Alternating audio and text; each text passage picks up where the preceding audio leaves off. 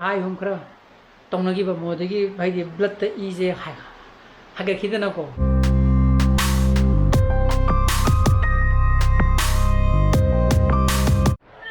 Good morning guys, welcome back to my channel. मैं आप लोग अभी ना खाली सीधा आंगे सीधा स्विच बॉक्स ट्रिप इन अमर पाली था ना तो सी पान बसे ये थोंग जाने इथरोक पकांदा कोई नहीं इथरोक पनी खांग दे देखिए अभी हम मसाला ना इथरोक पता कांदा सीधे खाना ठेंग का काय रे बको अदुगी सिंगे ना तौरी ने अदुगो मो 신부지다 송기 시핀지 송배는 반게 떠고 어두고 통지주 라운 항독고 야브네바 야브드는 말은 뭐래고 탱이네 봐 탱드나 라운 항독고 야드나 먹고 시다 우무띠에 뭐시다 나빠네바 시지 시지 스마이토가 시다 안 나빠네고 나빠다디 통지나 항독 빠간다 시다 나자거네바 어디 어디 시도 템플이나 시 뭐 가지다.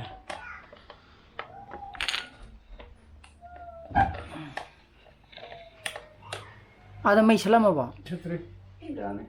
이게 아주 학생이 또 그러면 된다. 서프는 퍼트로. 이 사진은 사이신 좋은 데 샤카 그리 야라데 삭스퍼 야라는 놈이다. 한기기다. मैं इसे लगा तो कुछ ना आई था सेक्शन आई थी प्रिकॉशंस बेहतर थे प्रिकॉशंस बेहतर थे क्यों साक्ति किम क्यों जो ठुंग तो ना राइस कुकर तो जो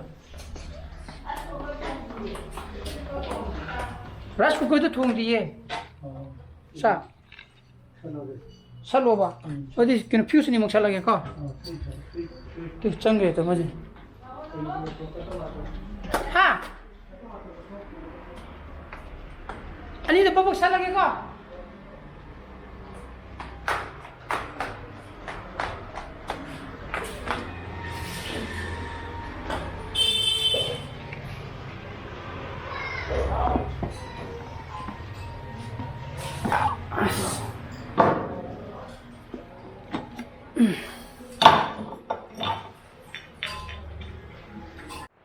mấy chấm bông mè mấy thật là nhiều một cỏ sao nó sát thì sẽ thổi mà rất khó số kim tới sâu đặt được có sẽ cứ đi bọc xẻ thành nó chi số thổi nghe cái nó mà hồ sẽ thổi không có tram phải tạt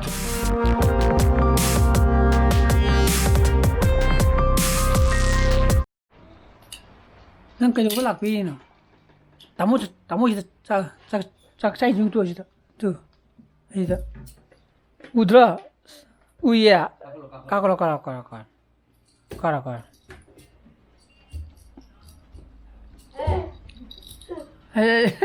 caro ne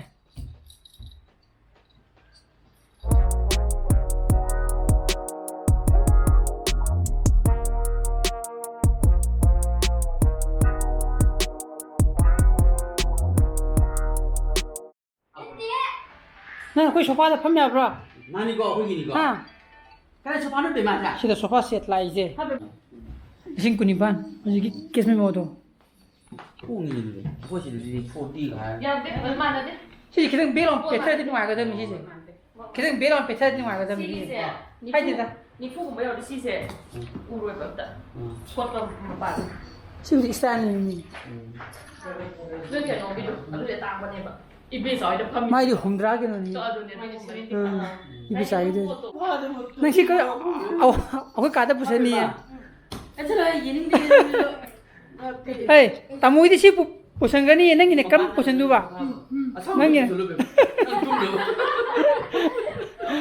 eh 펜 다로 mai 다로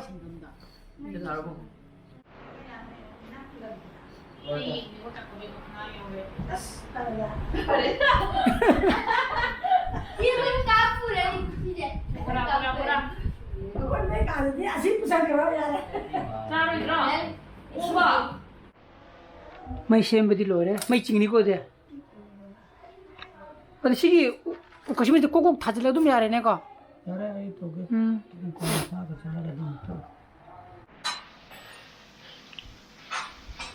संदेरीना थोलाई उती को अते बोरा नुं खरा यार सिदना कोई मसाक ngौरी बोरा साक तो तमिना रजी कोई सी जुजी नुं दा किंजू ले में अरीबा नी बे अनो जाना रे कोई अरीबा जारे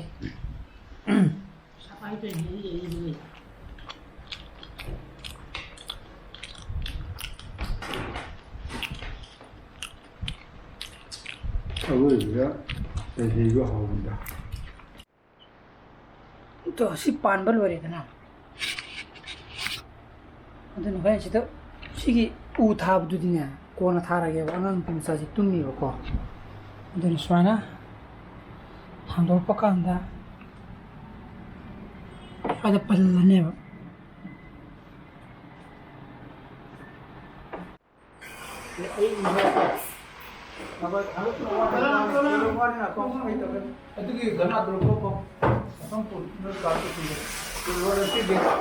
시제 시 소파 아노 먹이니까 페페 하이가노. 시미제 야래.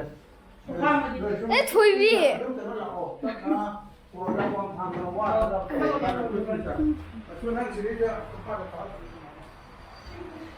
시나 아이 싱글 아이 토이비 시나 아이기니 시아이기니 가봐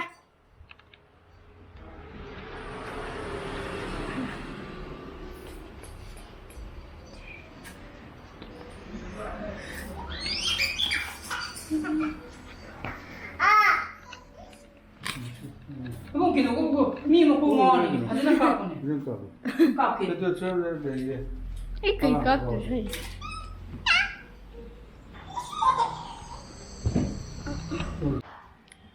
자기 소파 세트 실내래 보고 아무디 이산오빠 펌네나 그 가다 보실래? 시대 스마인 탐. 왜? 뭐다 또 보한데 뭐. 나나나. 거기 아들 시 우지나 시대 타 시기나 시대 타면서 어떻게 돼?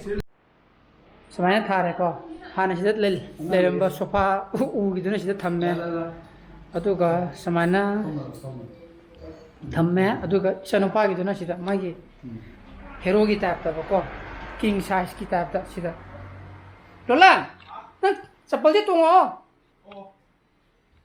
चप्पल तुंगो सिदा पिरिबा सोफा से आई नुपी मागी निमो सकोबगी दखिना ने बा पापा ने पिरा पातारे कुजु खंग देबा साना सरप्राइज होना आई रिंग साइज ए ने सिदा मा पांद बरंदा दा फेमेंगे दai इसिनु पातो माजी स्वाय खुचौ थोयेबा गारिजे आइना कैदौरगेना हंगपकांदा सोफा थिलेन हायबको तो पैसा जाम रिजनेबल जु ओये अदुगा सही होंगी वारंटी जु लेबा हाइतारे अदुगा कोई सी मणिपुरी पोती ओइतरे मोय सोम क्वालिटी रो पालोंगी पोट नेबको अदुना साने था थाजतना साना जोर पाइतारे को गिफ्ट से 치나 हां 치나 तारान तारान ले 전에 친친인가 이게 비행 모두 그런 동아야 뭐니네 그 레드 기레 같다 얌 사나는 못 비래 그러는데 세팅이 시리 레드 와이드나 어디 레이버 소파기 많이 붙은 니 레드 그때 얌 사나는 비라기 바이다 One, two, three, 1, 2, 3, 1, 2, 3. 하이브로 하이브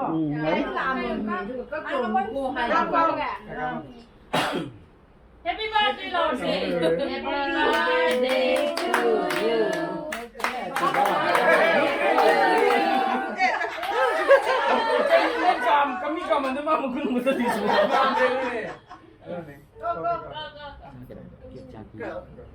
Thấy cái gì tao nói gì gì hít rồi mà tao mới không về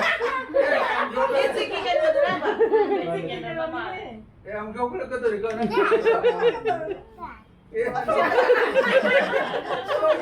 ai đi đầu này cái gì đó anh đi anh qua mình là cái gì phải mình gì kia 갑자기 Ai video de nang de ko photo ni ko. Yare photo. Video di ba? Mama da Kai kai Mama tang da ni wani biyo. ko ba sa ba na. Kai kai ni ro su ko na ni wa wa ku dang to. Mama yayi wat ba. Hindi ande. Kapo ka. Happy birthday.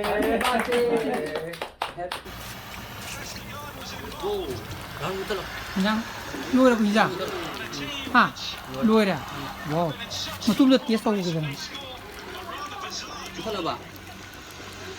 Xin sao xin. Wala ba. Xin sao. Bodi mendi ke digi na to ori. May jamam me ko. Glass ka no? Glass chi.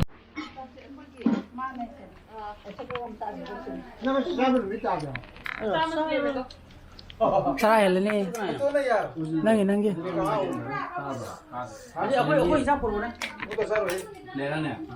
Usa ta kan bisli. Thì nó tại thiên kìa.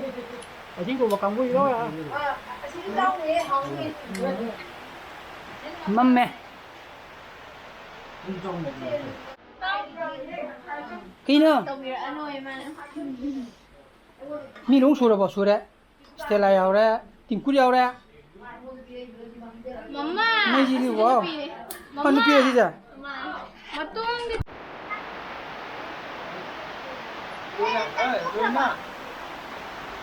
Asyik mình có. Asyik mình này Chak char ore. Hoji ki to I chen pi tu ki magi birthday ne ko. Ko sa gi thong gi do to sida pali jin. Sida u pali je. Si pa ma ta di swana. To sida pan gre na pan ta di sida theng tre na. Adami. Aduga ai ngasi gi blog di khadum telani ko ai ngasi blog masai gi hinjang thongi bi timing adi loshila bi timing du ma ba namja ba ngam dire som da ira ma thok tan ko modu gi yen thong ba loi ra hai bi khang bi gi do modu hek loi ba ga whatsapp the voice message sama hek lak pa koi group ma lei en ha ni phong bari khra tong ne do modu khonda khra ludna kitang ko magi leri ba profession do ga chana dan yamna ai di lewak masa ta da ba hai ga tra kitang kena to ma season na pa ita re modu da akoi imana ba koi friend khra modu gi group ta khra ai hum khra tong gi ba modu gi bhai gi blood ta I je ha ga khidana ko kya nambang ngam jau tre tu na masi gi blog si ten ju ten na mayam yeng biro pambira ga di like to biro mo share to biro anu views oi biro kan subscribe to biro mo ko ni sana phasu le biro thank you bro to mo thena si so please be safe and be healthy bye bye good night choo bye bye Jangan lupa sofa tu. Masih dah hajar le ra ko. Bye bye.